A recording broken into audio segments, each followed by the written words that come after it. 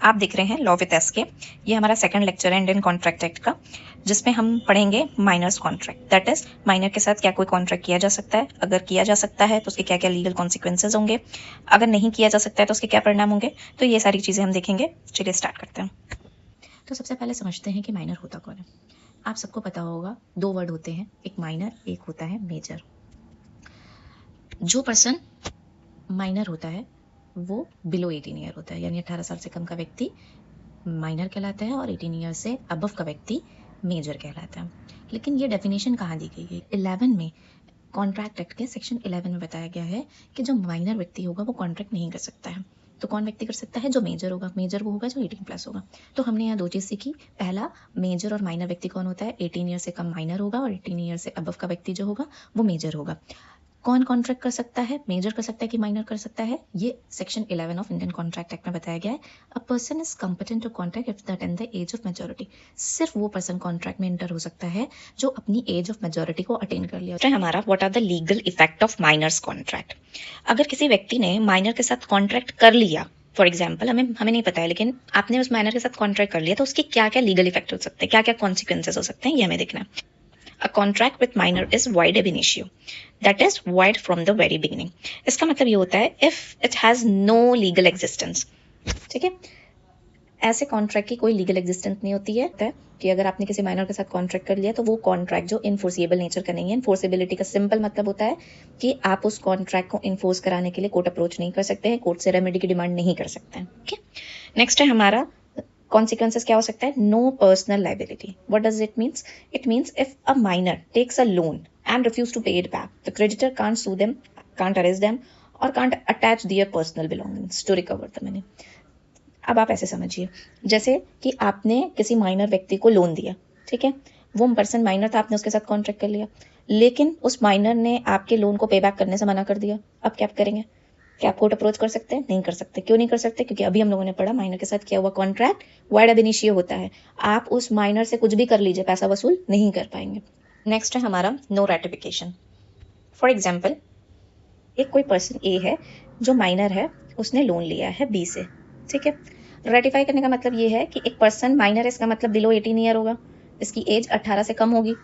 अब जब इसने लोन लिया तो 18 की एज का था, लेकिन जब वो 19 साल का होगा या 18 साल 1 महीने का भी हो गया, यानी 18 से ज़्यादा का हो गया, सपोज करिए 19 साल का हो गया, तो क्या वो ये कह सकता है कि ठीक है कोई बात नहीं मैं आपका लोन पे करूंगा?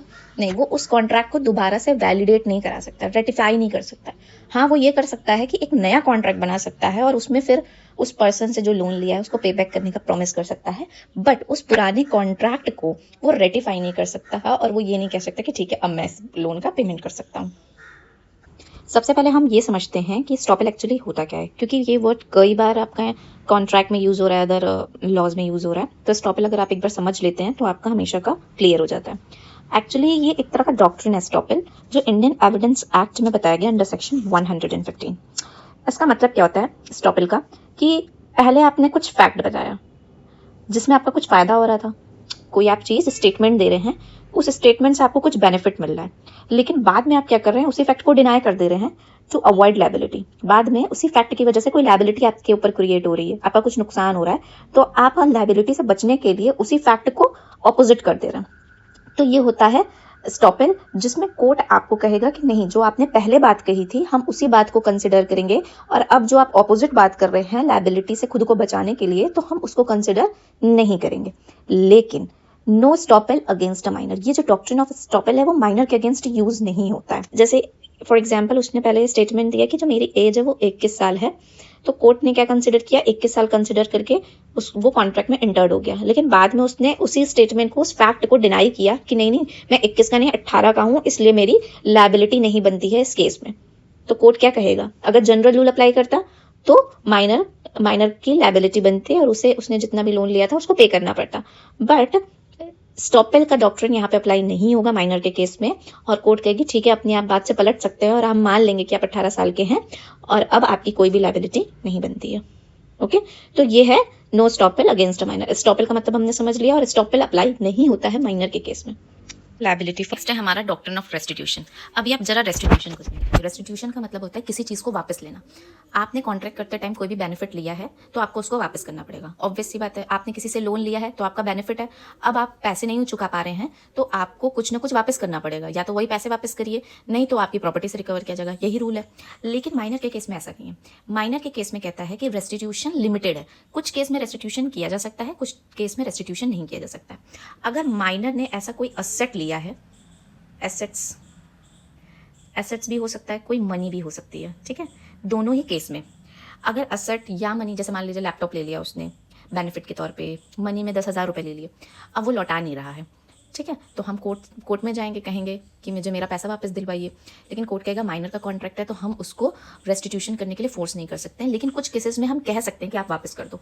अगर उसने जो 10,000 रुपये लिए थे उसने खर्च नहीं किए, अगर उसने खर्च नहीं किए हैं तो उसको कहा जा सकता है कि वापस कर दो। लेकिन अगर उस माइनर व्यक्ति ने उस पैसे को स्पेंड कर दिया है, मान लो खर्च करके उसने एक मस्त लैपटॉप खरीद लिया या उसने कुछ गेम खरीद लिया है, तो हम ये नहीं कह सकते कि वो गेम वापस कर दो या लैपटॉप वापस कर दो।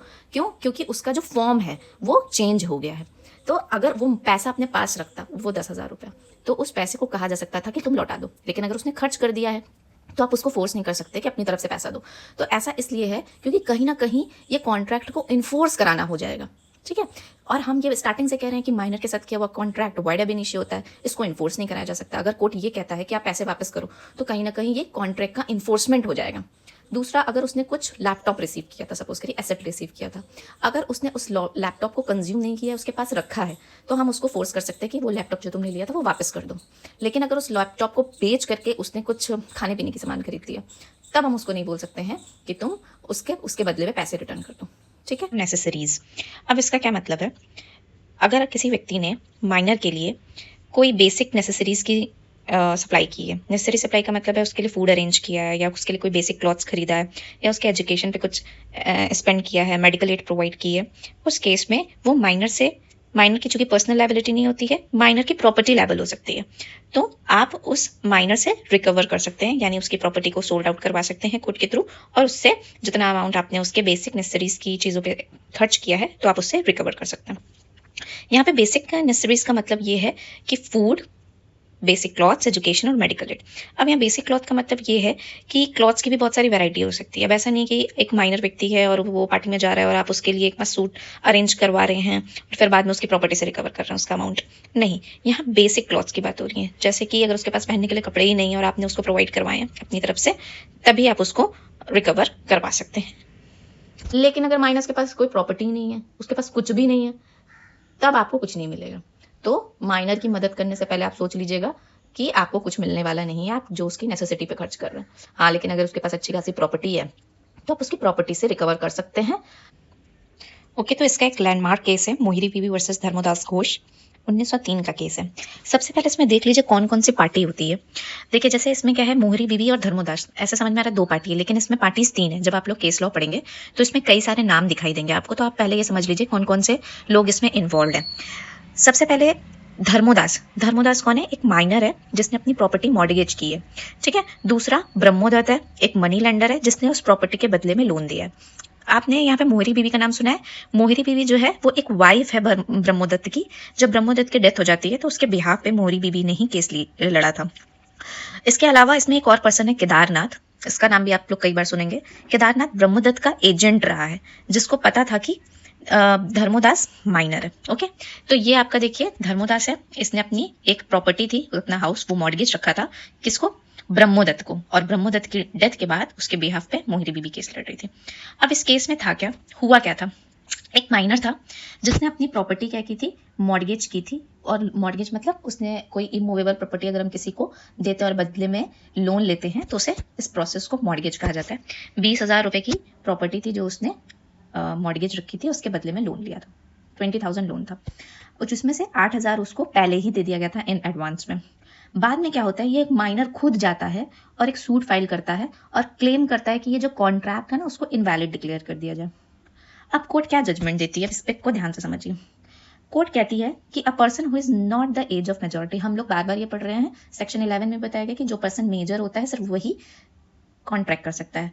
तो अगर एक माइनर ने कॉन्ट्रैक्ट किया तो वो एक इनकम्पिटेंट कॉन्ट्रैक्ट होता है और वो कॉन्ट्रैक्ट सिर्फ वॉइडेबल नहीं होगा यहाँ पे एक रूल निकल के आता है और कोर्ट कहती है कि ऐसे कॉन्ट्रैक्ट को वाइड एब इनिशियो कहेंगे, that is wide from the very beginning.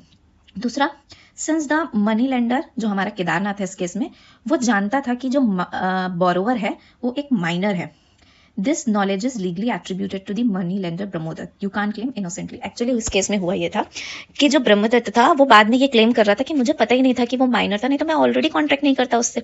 लेकिन ब्रह्मदत्त का जो एजेंट था जिसका नाम केदारनाथ था उसको मालूम था। और एक रूल ये भी है कि अगर आपके एजेंट को कोई बात पता है तो ये समझी जाती है कि वो प्रिंसिपल को भी वो बात पता होगी। तो कहीं ना कहीं लॉ कोर्ट ने ये माना कि ब्रह्मोदत्त को इस बात की जानकारी थी, इवन दो उसको इस बात की जानकारी नहीं थी डायरेक्टली। इसके अलावा इसमें क्या क्या जजमेंट आया, इसमें मनी लेंडर ने एक और आर्ग्यूमेंट किया कि ठीक है, अगर आप कॉन्ट्रैक्ट को इन्फोर्स नहीं करा सकते हैं तो जो मेरा एडवांस पैसा है बस वही मुझे वापस दिलवा दीजिए। तो कोर्ट ने इस बात को रिजेक्ट कर दिया और बोला कि सेक्शन 64 और 65 में ये मेंशन किया गया इंडियन कॉन्ट्रैक्ट एक्ट के कंपटेंट नहीं है, तो प्रॉपर्टी में जो भी चीजें बेनिफिट ली गई है उसका रेस्टिट्यूशन नहीं हो सकता। रेस्टिट्यूशन हम लोगों ने ऑलरेडी पढ़ रखा है। स्टॉपेल भी हम लोगों ने देख लिया है कि स्टॉपेल भी माइनर के अगेंस्ट यूज नहीं किया जा सकता है। नेक्स्ट है, the law is design to minor को बचाया जा सके their own lack of experience, क्योंकि माइनर उतने एलिजिबल नहीं होते, उनको कोई एक्सपीरियंस नहीं होता है, तो कहीं वो कोई गलत कॉन्ट्रैक्ट में इंटर ना कर जाए, अपना कोई नुकसान ना कर ले, इसलिए उनको बार किया गया है कॉन्ट्रैक्ट करने से। और इसका जो बेनिफिट है माइनर को दिया जाता है। And from being cheated by the clever adult और मनी लेंडर, क्योंकि ऐसा भी हो सकता है मनी लेंडर उनका फायदा उठा सके, तो इसलिए भी इस तरह के कॉन्ट्रैक्ट अगर कर भी लिए जाते हैं तो उनको वाइड एब इनिशियो डिक्लेयर किया जाता है। Since the agreement was void, the mortgage deed signed by Dharmodas Ghosh was declared null and void. अब जो लोन लेते समय मॉर्गेज डीड साइन की गई होगी, एक पेपर पीस ऑफ पेपर होगा जिसमें सारी बातें लिखी होंगी कि मैं अपनी प्रॉपर्टी आपको दे रहा हूँ, उसके बदले में मैं आपसे 20,000 रुपए लोन ले रहा हूँ, तो इस तरह की डीड को क्या कहा जाता है, मॉर्गेज डीड कहा जाता है। अब ये जो मॉर्गेज डीड है कोर्ट ने कहा ये वॉइड है और इसको बाद में भी करेक्ट नहीं किया जा सकता है after the age attain the age of maturity. Solve हमारा ये वाला माइनस का टॉपिक कंप्लीट होता है। कोई भी अगर रिलेटेड क्वेरी हो तो आप हमको मेंशन करिए, मैं उसका रिप्लाई करूंगी। Okay, thank you.